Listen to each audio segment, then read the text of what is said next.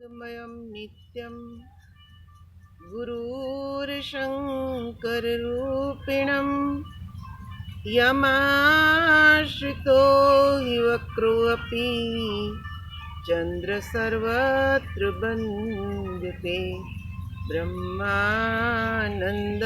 परमसुखदं केवलं ज्ञानमूर्तिं द्वन्द्वातीतं गगनसदृशं तत्त्वमस्यादिलक्ष्यम् एकं नित्यं विमलमचलं सर्वधि साक्षिभूतं भावातीतं त्रिगुणरहितं सद्गुरुं तं नमामि।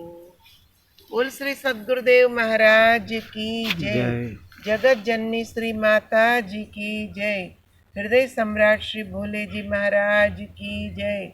परमाराध्य श्री मंगला माता जी की जय। आत्मिक बंधुओं एवं आदरणीय महात्माओं, महात्मागण एवं बाईजीगण,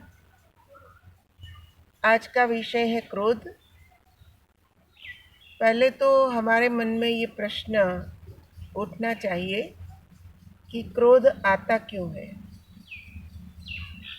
देखिए, जब हमारे मन की नहीं होती है तब हमारे मन में धीरे धीरे क्रोध आना शुरू होता है। या तो कोई हमारी प्रिय व्यक्ति है, वो हमारा कहा नहीं मानती, तब हमें क्रोध आता है। लेकिन संतों ने बताया कि क्रोध से मनुष्य को कितना नुकसान होता है।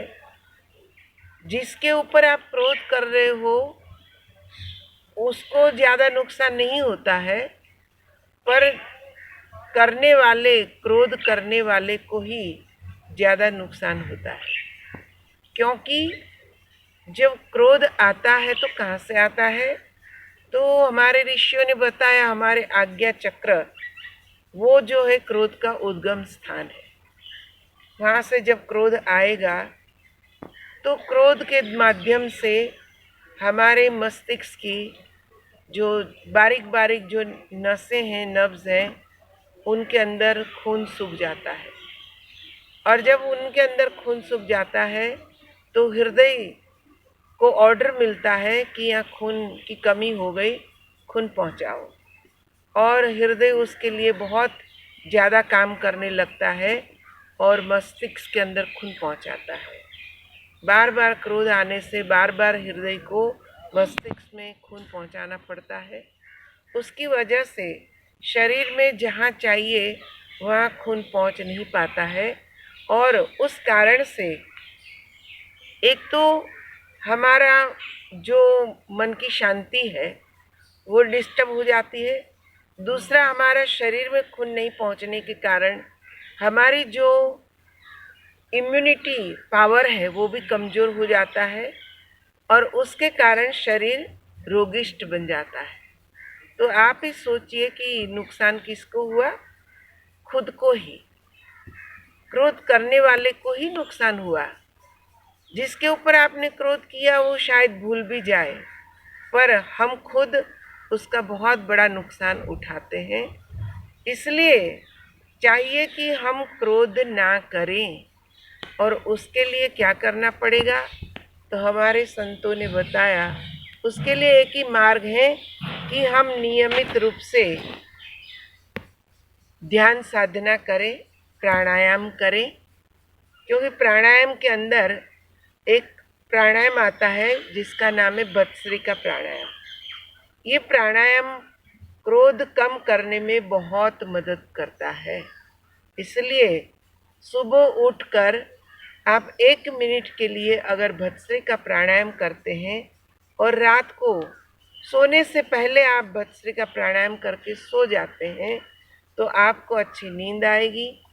और उठने के साथ ही भस्त्रिका प्राणायाम करने से हमारे मस्तिष्क के अंदर जो कार्बोहाइड्रोक्लोरिक एसिड जमा होता है वो निकल जाता है।